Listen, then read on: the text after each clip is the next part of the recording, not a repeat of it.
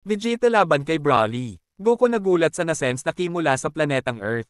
Hello guys, Ugok Anime PH nga pala, ngayon nga ay pag-uusapan na natin ang Chapter 101 ng Dragon Ball Super, pero bago nga ang lahat ay mag-like na nga kayo sa ating video para lagi kayong maging updated sa mga ganitong klase ng content. Natapos nga ang last chapter sa scene kung saan ay ating makikita na natalo na nga nila Gohan at Piccolo itong si Cell Max, habang itong si Dr. Hido naman ay matagumpay na ngang naging official member ng Capsule Corporation kasama itong si Gamma 1. Dito na nga papasok ang Chapter 101 na pinamagatang Carmine and Soldier. Sa unang panel nga ay ating makikita dito ang mga kasamahan nitong si Magenta, kasalukuyang ang pinag-uusapan dito ng dalawa kung ano na nga daw ang magiging plano nila sa Red Ribbon Army. Ang secret base nga daw ay nawala na nga daw, pero meron pa nga daw sila fund na natitira. Wala na ngang balak na i-revive ng mga ito ang army nila dahil wala naman daw magagawa ang mga yun laban sa mga kalaban nila. Dito na nga din ay nakilala na nga nila itong si King Piccolo at Gohan dahil nakita nga nila kung paano nga tinalo ng mga ito si Cell Max. Ngunit sa moment ng kanilang pag-uusap ay nakita nga nila dito ang isang kaguluhan kung saan ay ating makikita itong sila Goten at Trunks na may kinakalaban na isang grupo ng sindikato. Talagang pinahirapan nga ito nila Trunks at Goten, to the point na dahan-dahan na nga lang sumuko ang mga ito. Habang ang mga tao nga na nakapanood nga sa mga nangyayari ay talagang namangha sa galing nitong sila Gohan at Trunks, pati nga din itong mga taga Red Ribbon Army ay namanghanga din. Salita nga dito si Carmine at sinabi nito na nakita daw ba ng kasama niya yung ginawa ng dalawa na yon. Baka nga daw yan na ang sagot sa kanilang problema. Sa moment na ito ay mabilis nang ang hinuli ng mga pulis itong mga kriminal na ito, habang sila Goten at Trunks nga ay balak nang umalis sa lugar na ito. Ngunit itong si Carmine ay agad ngang tinawag ang dalawa dito para nga alokan na kumain ng pizza. Agad namang sumama ang dalawa dito. At sa moment na ito ay nakapunta na nga sila Trunks at Goten sa isang store at sila nga ay kasalukuyan kumakain dito ng pizza. Salita nga dito si Trunks at sinabi nito na gusto mong mawala ang mga masasamang tao na yon, ganun ba? Sagot nga dito si Carmine at sinabi nito na ganun na nga daw, magkano daw ba ang kailangan ng mga ito? Sagot nga lang dito nila Trunks na hindi nga daw nila kailangan ang pera nito, salita naman dito si Goten at sinabi nito na kabayanihan nga daw ang ginagawa nila. Tinutulungan nga daw nila ang mga taong may kailangan ng tulong. Salita naman dito si Carmine at sinabi nito na natatakot daw ba ang dalawa na ito sa sinasabi niyang kalaban, isa nga daw mga superhero ang mga ito, ngunit natatakot na nga daw ang mga ito bagay ibang kalaban na ang haharapin nito, ang kalaban nga daw na ito ay matinding kontrabida. Dito nga ay salita itong si Trunks at sinabi nito na wala nga daw silang kinatatakutan. Salita nga ulit dito si Carmine at sinabi nito na hindi na nga daw niya uutusan ang mga ito sa bagay na yon at baka nga daw hindi ito kayang matalo ng mga ito. Dito nga ay inuuto nga lang ni Carmine itong sila Trunks at Goten, dahil dito ay agad nang tinanggap ni Trunks ang alok nitong si Carmine. Agad nang isinama ni Carmine itong sila Goten at Trunks. Sa kabilang banda naman ay napunta nga ang scene dito sa planetang Beerus kung saan ay kasalukuyan nga ditong nagaganap ang sparring ni Vegeta at Broly. Sa moment na ito ay mabilis nang umatake itong si Broly dito kay Vegeta, pero madali nga lang itong na-counter ni Vegeta ng isang malakas na pagsipal na rektang tumama sa ulo nito. Pero agad nga ditong umatake si Broly ng madami at malakas na wave blast na rektang tatamat dito kay Vegeta, ngunit madali nga lang itong sinalag ni Vegeta na talagang nagpagulat dito kay Broly. Wala pang ang ilang segundo ay nasa likod na nga agad itong si Vegeta at rekta nga nitong inatake itong si Broly dahilan kaya nga ito ay tumalsik ng malayo. Sa pagbangon nga nitong si Broly ay nagulat nga siya na nasa likod na nga ulit itong si Vegeta kaya agad nga niya itong inatake. Pero madali na lang naiwasan ni Vegeta ang atake nito at agad nga itong dumistansya. Pero mabilis naman ditong sumugod itong si Broly dito kay Vegeta at umatake nga ito ng malakas na pagsuntok. Rekta nga itong tumama sa ulo ni Vegeta, dito nga ay nagulat itong si Broly dahil nga hindi sinalag ni Vegeta ang atake niya. Salita nga dito si Vegeta at sinabi nito na ang magalit nga daw ay hindi masama, ito nga ang source of power ng mga Saiyan, pero ang problema sa iyo ay hindi mo ito kayang makontrol. At dito nga ay nagpalabas na nga si Vegeta ng sobrang lakas na ki, gumamit na nga ito ng Super Saiyan at mabilis na umatake dito kay Broly. Nagagawa naman ni Broly na masalag ang mga pag-atake nitong si Vegeta, pero kahit na ganun ay tinamaan pa nga rin siya ng atake ni Vegeta sa sikmura. Agad naman siyang umatake dito ngunit madali nga lang naiiwasan ito ni Vegeta.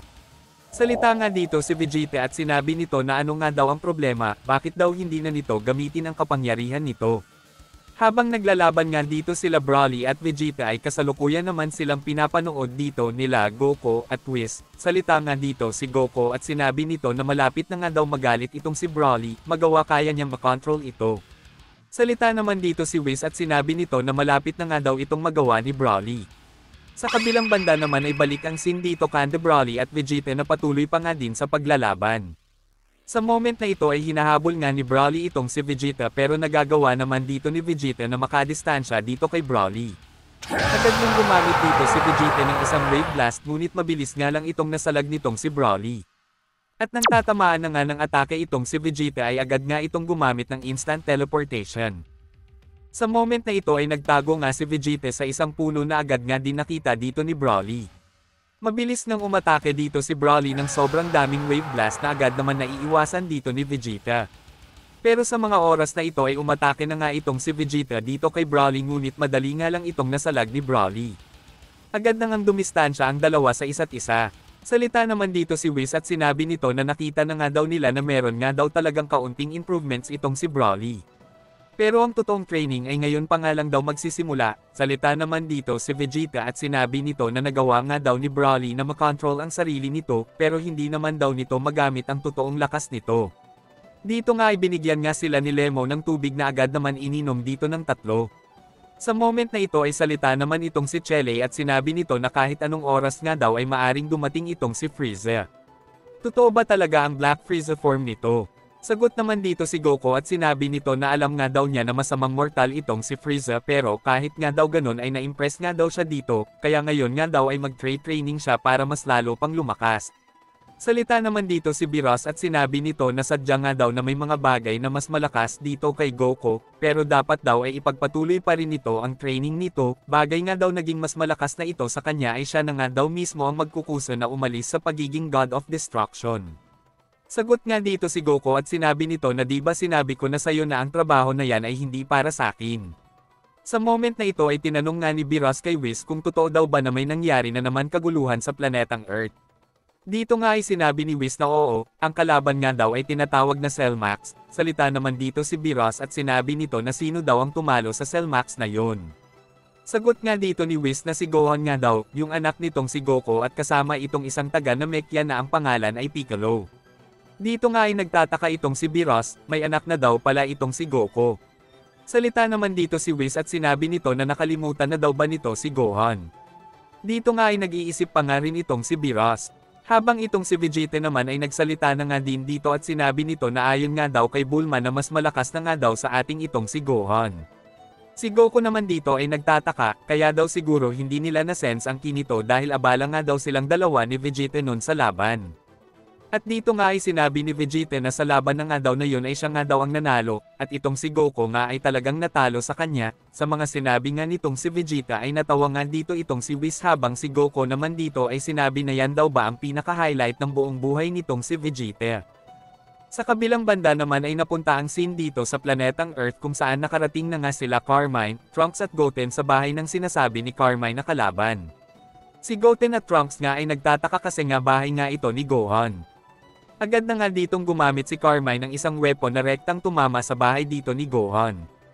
Pero agad nang lumabas dito si Gohan para nga salagin ang mga bala na pinang-atake ni Carmine sa bahay niya. At wala pang ang ilang segundo ay nakilala nga ni Gohan itong si Carmine, ito nga yun tao na nagkidnap sa anak niya.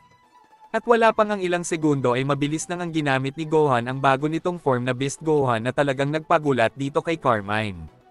At dahil nga sa lakas ng bagong transformation nitong si Gohan ay agad nang nasense ni Vegeta at Goku ang ki nito, salita nga dito si Vegeta at sinabi nito kay Goku kung naramdaman daw ba nito ang ki na yun. Balik nga ang scene dito kay Gohan kung saan ay kasalukuyan nga nitong gamit ang Beast Gohan transformation nito. Agad nga nitong sinugod itong si Carmine. Pero napansin nga nito na parang may kakaibang tao sa loob ng kotse. Dito nga ay nakita niya itong si Goten at Trunks. Dahil dito ay pinagalitan nga nitong si Gohan itong si Trunks at Goten. Ngunit wala pang ang ilang segundo ay dumating na nga dito itong si Goku at sinabi nito na long time no see mga bata. At dito na nga natapos ang chapter na ito. Like and share lang guys for more videos like this.